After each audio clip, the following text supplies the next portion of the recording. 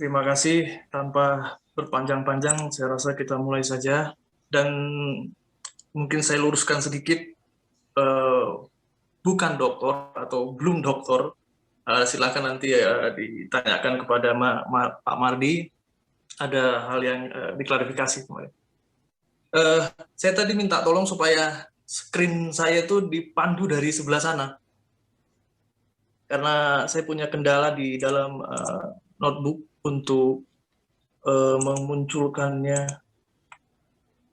Kalau saya pakai laptop, wajah saya nggak kelihatan. Nah, ya ini. Ya, terima kasih. Oke, kita mulai saja.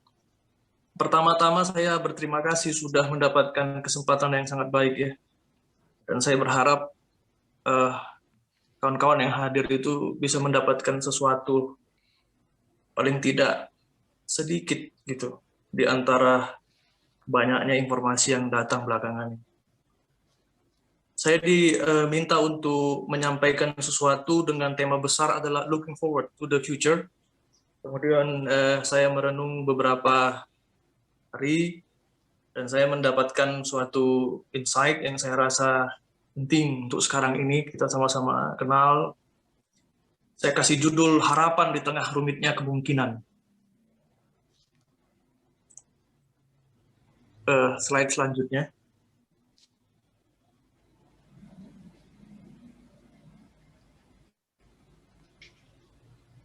Ya, kalau ditanya dari sisi teologi ya atau keimanan, apakah kita perlu khawatir? Saya rasa kawan-kawan sudah sangat fasih untuk menjawab Matius 6 ayat 25, khotbah di bukit, atau Filipi 4 ayat 6, karena sudah jelas di situ, jangan khawatir, jangan berpikir apapun. Tetapi pada kenyataannya kan bahwa manusia itu kompleks ya, walaupun sudah tahu jangan khawatir, kadang-kadang hati dan perasaan bekerja dengan sendirinya.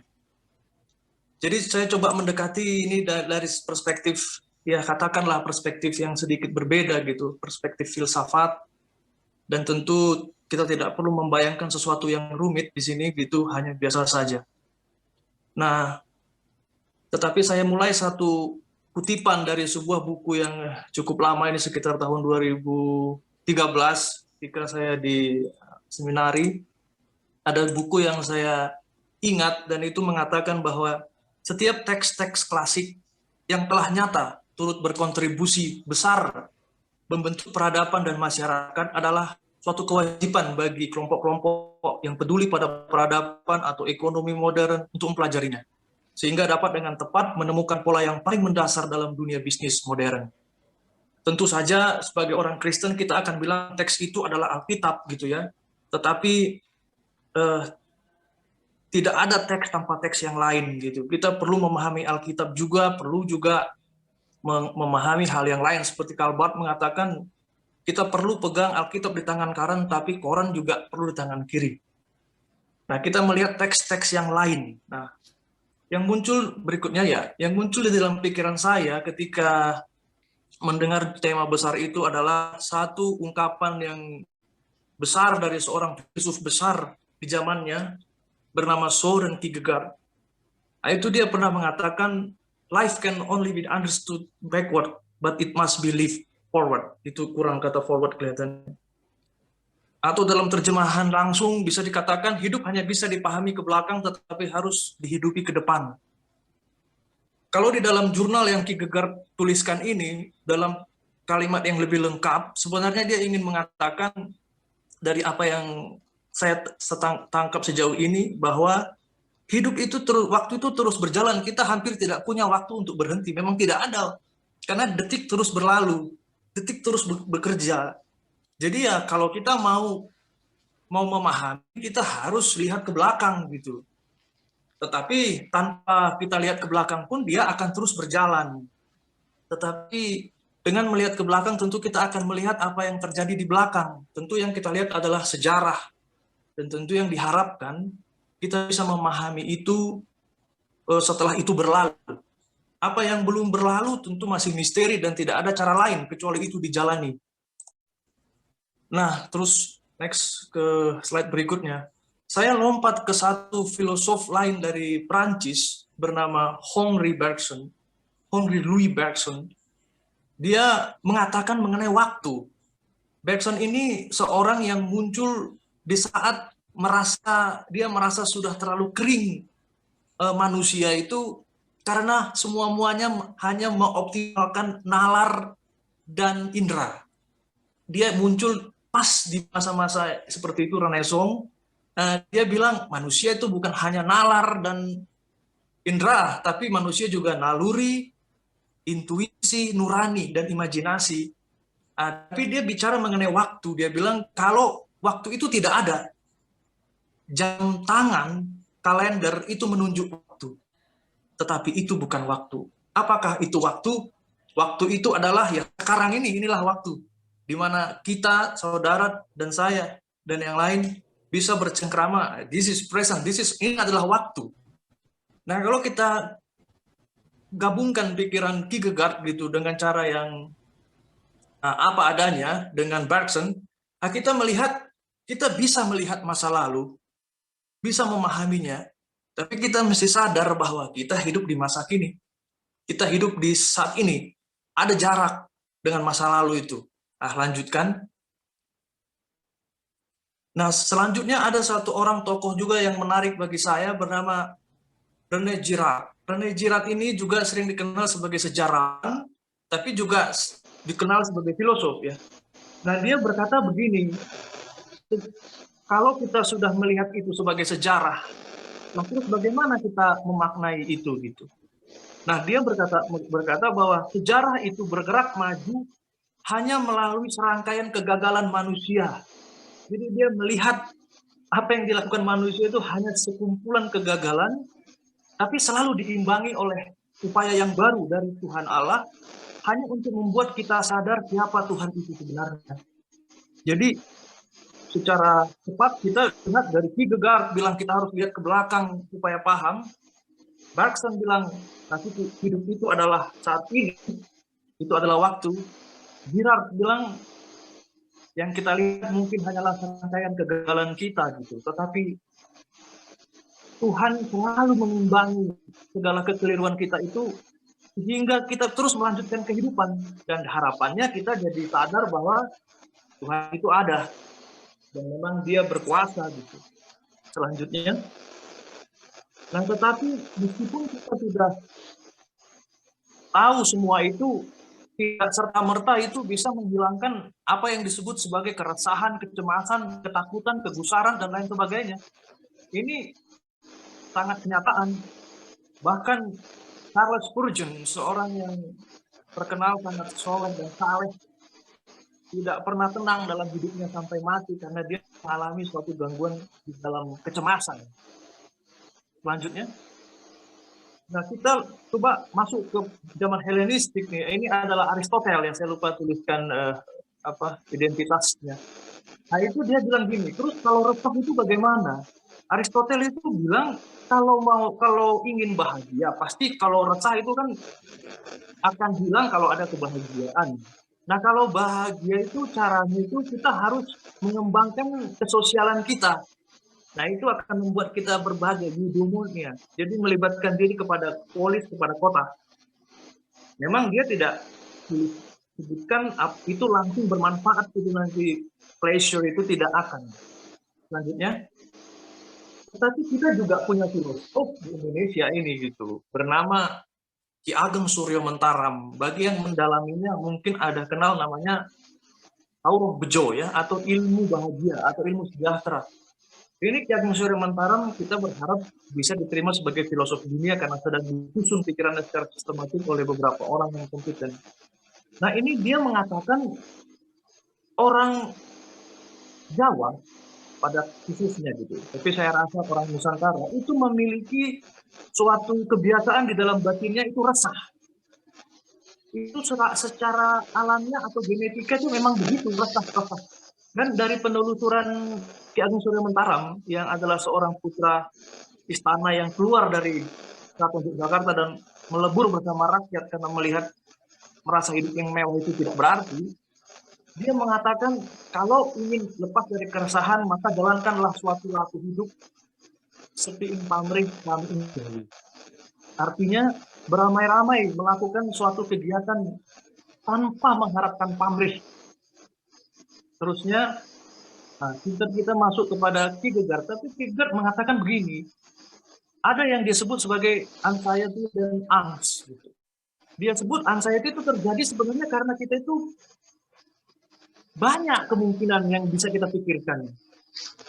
Kalau tadi Aristoteles bilang terlibat dalam kota, oke. Kalau Surya Mentaram bilang apa namanya menolong dengan sukarela, oke. Tetapi itu tidak serta-merta menghilangkan dengan cepat itu. Nah, Kierkegaard dia mengurai permasalahan itu dalam dirinya dan juga dalam apa yang bisa dia pikirkan.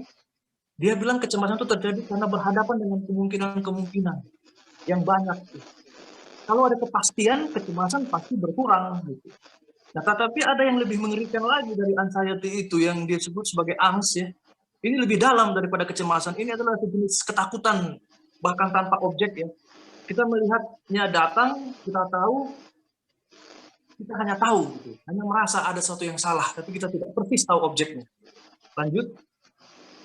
Nanti bagi yang ingin menelusuri Kierkegaard itu pasti dia akan bertemu dengan hal ini dan mengetahui bahwa ini adalah pra pemikiran dari Freud tentang psikoanalisa. Iya, kecemasan yang tanpa objek. Seterusnya. Nah, saya coba lompat ke karya Kierkegaard yang lain ya, bernama Fear and Trembling ya, takut dan gentar, gemetar gitu. Ini di sini Kierkegaard saya ambil saja secara cepat gitu. Membayangkan bagaimana keresahan Abraham ketika dia harus mengorbankan anaknya Ishak yang sudah ditunggu puluhan tahun dan kemudian harus dikorbankan karena perintah Allah gitu. Apa yang dia rasakan ya gitu.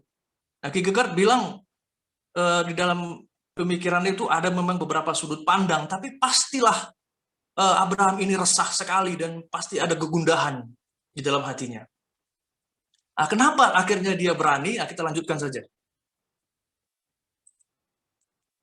Nah, Kierkegaard membagikan bahwa manusia itu, menurut dia itu, ada tahapan moral yang dilewati manusia itu. Tahapan moral yang sifatnya melampaui, tapi juga sekaligus melampaui, maksudnya ini bertahap, tetapi juga setelah naik tahap, tetap pasti ada ikut juga itu yang lama itu, tetapi di dalam bentuk yang baru. Nah, tahap yang pertama itu estetik. Kalau bisa dibaca di situ, dibilang bahwa estetis atau estetik itu ya ini orang yang menolak hal-hal yang prinsip etika universal gitu, tidak mau ya mungkin bahasa yang saya pinjam dari seorang yang saya berdiskusi ya, dunia itu berputar dia merasa dunia itu berputar mengelilingi dirinya, itu bahasa yang sangat tepat ya. Ya dia hanya melakukan segala sesuatu yang memenuhi kesenangannya saja.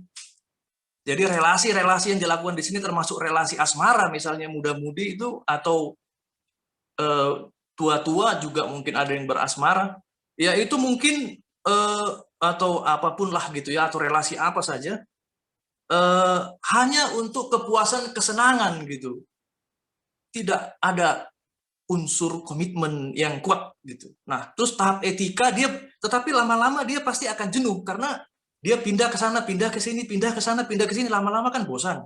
Dan waktu dia berusaha mencari tingkat kepuasan yang lebih itu kadarnya udah harus lebih tinggi lagi. Nah, itu udah nggak puas, lama-lama jenuh. Nah, di fase kejenuhan itu dia memiliki kesempatan untuk naik level, yaitu ke level etik ya. Level etik, level di mana dia mulai berani mengambil suatu langkah komitmen di situ, terlibat misalkan identitasnya itu mulai berani dia berikan kepada sebuah komunitas misalnya dalam masyarakat, ikut kepada etika-etika universal. Dan di dalam contoh itu Kierkegaard mengambil contoh tentang Agamon, seorang pemimpin perang Yunani yang rela mengorbankan anaknya karena anaknya ini dituduh bermasalah, dilemparkan dari kapal demi dia taat kepada etika bahwa seorang pemimpin ya harus begitu gitu, etika universal kepemimpinan begitu. Nah, tetapi etika yang namanya etika ini tetap juga mengalami masalah menurut Kierkegaard. masalahnya itu adalah orang melakukan itu tuh sebenarnya bukan benar-benar dari suatu relasi yang sangat mendalam dari dalam dirinya gitu. Jadi belum punya tujuan bagi Kierkegaard pada level ini, belum punya tujuan. Jadi harus orang akan jenuh karena hidup sebenarnya tanpa tujuan. Orang hanya menghidupi pikiran atau sistem yang dibuat orang lain. Selanjutnya, religius. Kembali ke yang tadi. Masih ke yang tadi. Religius. Nah, religius ini manusia telah menghayati apa yang ada di luar realitas diri. Menurut Kierkegaard itu, apa yang dilakukan Abraham itu adalah dia itu tidak estetis, dia tidak etis, tapi dia berdiri di hadapan Allah, di hadapan sistem yang mungkin mendesak ini dan itu, tradisi, atau juga di hadapan perasaan-perasaan kesenangannya, tapi dia berdiam di hadapan Tuhan sendirian, to be oneself alone before God gitu. Dan akhirnya dia merasa dia harus menjalankan ini, mengorbankan. Apapun hasilnya, percaya Tuhan itu baik. Gitu. Tuhan tahu. Ya terus. Nah, kutipan penting untuk menutup ini adalah Kierkegaard itu berkata begini, we are afraid of death, but we are also afraid of existing forever. Tentu kita takut akan kematian, tapi juga kita takut juga untuk hidup selamanya.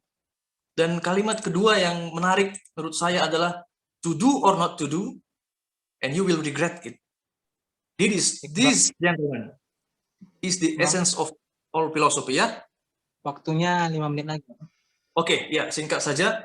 Nah, jadi apapun yang kita lakukan, yang kita hadapi, mau kita lakukan atau tidak kita lakukan, pasti akan kita sesali. Maka itu kemudian saya merenungkan, lakukanlah sesuatu itu yang betul-betul hasil pertemuan dengan Tuhan dalam hati nurani. Oke, terus, nah selanjutnya, nah tetapi kita perlu juga menyadari bahwa mengolah emosi itu penting. Kita mengetahui semua ini, tapi kita menyadari bahwa semua orang punya perasaan merasa tidak diakui, merasa tidak dihormati, merasa sentimen, minder, itu muncul begitu saja di dalam hati orang. Nah itu harus diatasi, dikenali, dan ditangani dengan benar. Ini nggak ada waktu kita menjelaskan mengenai Nussbaum atau Winnicott, seterusnya. Tapi perlu, nah mungkin ini perlu saya sampaikan, public intellectual dan masa depan negara. Kalau pemuda memiliki emosi yang tertata dengan baik, terkelola dengan baik, tidak gampang merasa minder atau tidak diakui, merasa sakit hati, bisa berbela rasa kepada yang lain, bisa mengimajinasikan dirinya sebagai orang lain sehingga tidak gampang memvonis atau berkata, maka dia akan menjadi orang, mungkin dia akan menjadi satu public intellectual. Kalau pinjam istilah Hegel, itu dibilang adalah orang yang mampu menangkap tanda di zamannya. The will of his age. Dalam bahasa Jerman itu Zeitgeist. Nah, itu Hegel bilang seperti itu. Karena setiap zaman memerlukan public intelektual yang mampu menangkap apa ini sebenarnya di zaman yang sekarang ini apa. Mampu mengartikulasikannya dan mampu mengaktualisasikannya. Kalau tidak mampu, kita hanya akan terus berjalan tanpa tahu sebenarnya apa dan bagaimana. Kita melihat dalam sejarah prakolonial, kita punya Yusodipuro, Kartini, kita punya Bung Karno, kita punya seterusnya, bahkan Gus Dur. Nah, ini orang-orang yang mampu menangkap tanda-tanda di zaman itu dan bertindak. Tapi pasti dia orang yang beres masalah pengelolaan emosi, dan dia juga beres masalah hati nurani, beres masalah relasi. Oke, lanjut. Nah, ini sudah di akhir. Nah, tantangan, saya merenungkan paling tidak kita punya 3 tantangan di dalam bangsa kita secara etika politik ya. Biarkan saya menyelesaikan ini, saya mohon izin. Yang pertama, kemiskinan.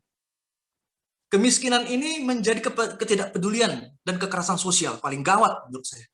Bayangkan ya, kalau masyarakat kita terpecah seperti data yang kita dapat, 50% hidup pas-pasan, yang lain naik terus, yang lain hidup tiap hari pun nggak tentu, gawat masa depan kita. Yang kedua, ekstremisme ideologis, khususnya ekstremisme ideologis agama. Ekstremisme ideologis itu tidak hanya agama, orang-orang yang punya perasaan minder itu kalau berkembang menjadi sesuatu kebencian dan punya karisma orangnya, dia bisa melakukan juga seperti apa yang dilakukan dalam terorisme yang bernafaskan agama. Baader-Meinhof misalnya di Jerman itu mengaku sebagai sayap kiri Marxis membunuh 50 orang dalam 30 tahun itu. Dan yang terakhir tentu korupsi. Yang ketiga adalah korupsi, ini seperti kanker yang menggerogoti seluruh sel tubuh bangsa kita. Kenapa korupsi ini berbahaya? Bukan karena jumlah uangnya, karena terjadi di mana-mana. Sehingga level bawah dan atas terjadi, sehingga kita tidak punya kesempatan untuk menciptakan suatu sistem yang bermutu. Karena semuanya melakukan itu di dalam sistem. Dan yang terakhir adalah keutuhan lingkungan hidup. Nah, ini penting. Bumi ini rumah kita bersama. Alam itu tempat kita tinggal bersama. Dulu kita tidak sadar ini. Tetapi kalau kita sadar, manusia yang beradab dalam sila kedua itu adalah orang yang tidak hanya peduli kepada orang, tapi peduli kepada tumbuhan, hewan. Sebagai makhluk yang sama saja diciptakan Tuhan itu. Yang terakhir, selanjutnya, sudah. Saya rasa sudah selesai. Demikian dan terima kasih.